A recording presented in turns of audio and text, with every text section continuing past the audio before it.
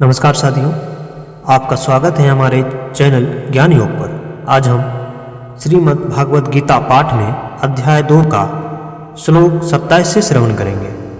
इसके पहले श्लोक 26 तक का हमने श्रवण किया, जिसमें भगवान श्री कृष्ण ने अर्जुन को आत्मा के विषय के बारे में गीता उपदेश में बताया।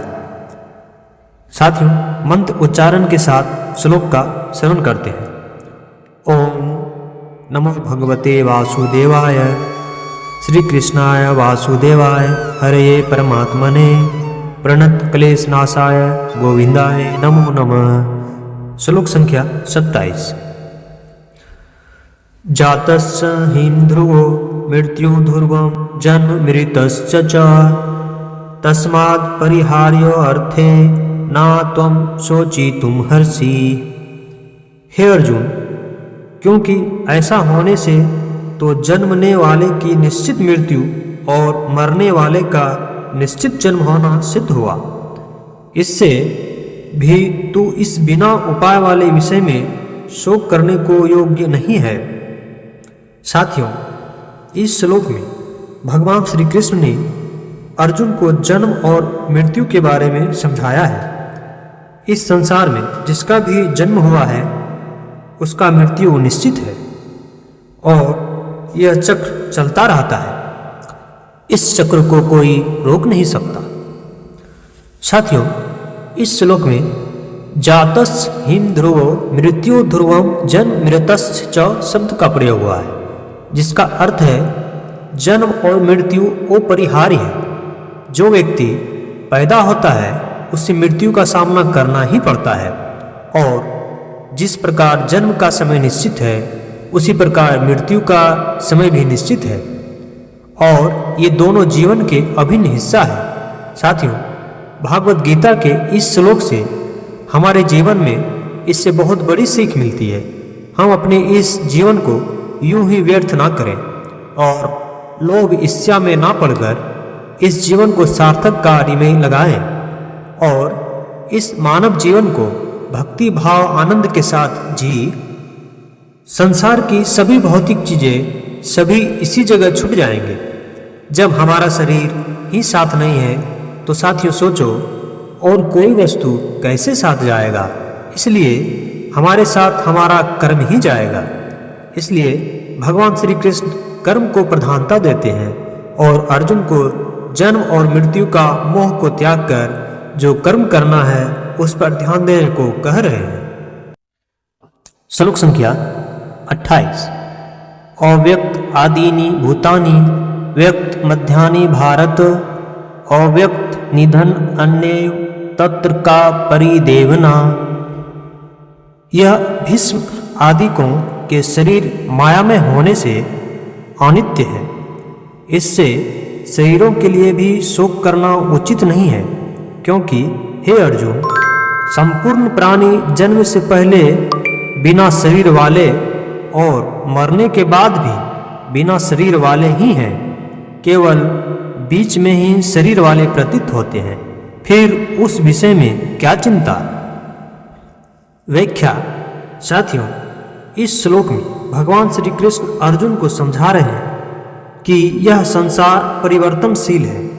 इस संसार में कोई अस्थाई नहीं है।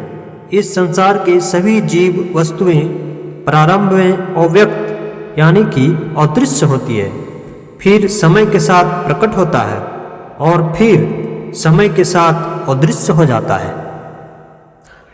श्लोक संख्या 29।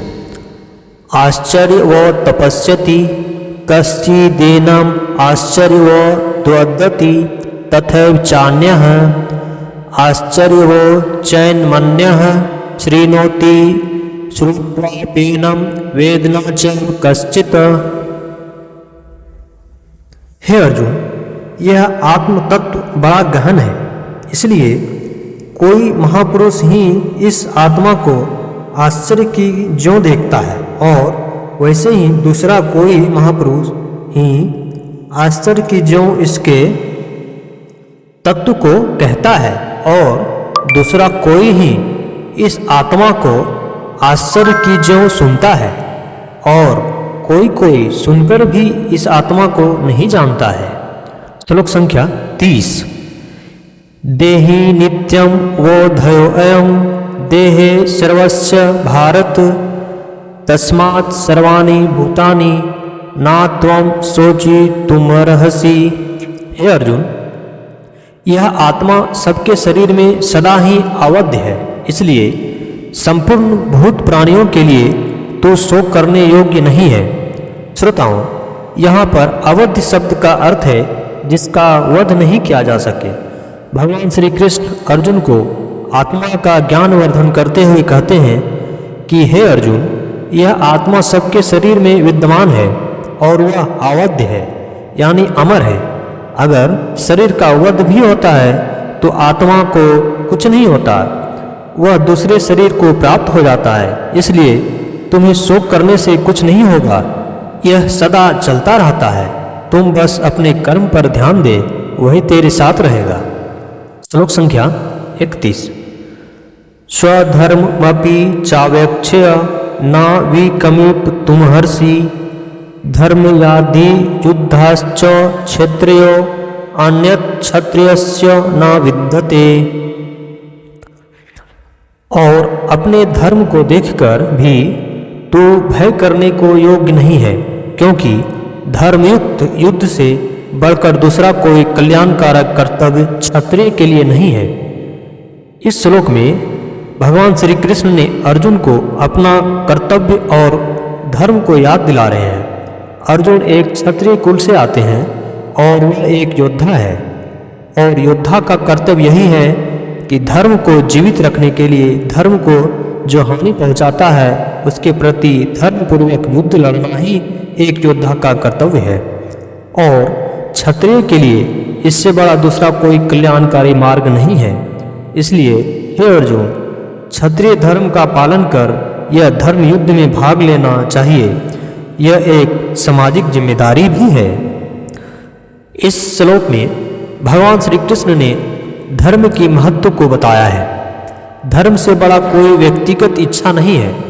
धर्म का पालन करना और अपने कर्तव्य को निभाना ही जीवन का सार है। व्यक्तिगत इच्छा, मोह या भय के कारण अपने धर्म से विमुख होना उचित नहीं है। इसलिए हे अर्जुन, अपने मन से सभी संदेह और भय को निकालकर युद्ध करो, क्योंकि यह उनका परम धर्म है। साथियों, इस पाठ में हमने अध्याय 2 का श्लोक 31 तक का अध्ययन किया। अगले पाठ में अध्याय 2 का श्लोक 32 से श्रवण करेंगे। यदि आपने हमारा चैनल सब्सक्राइब नहीं किया है तो जरूर सब्सक्राइब करें दोस्तों, और वीडियो सुनकर कमेंट जरूर करें। धन्यवाद साथियों। जय श्री कृष्ण।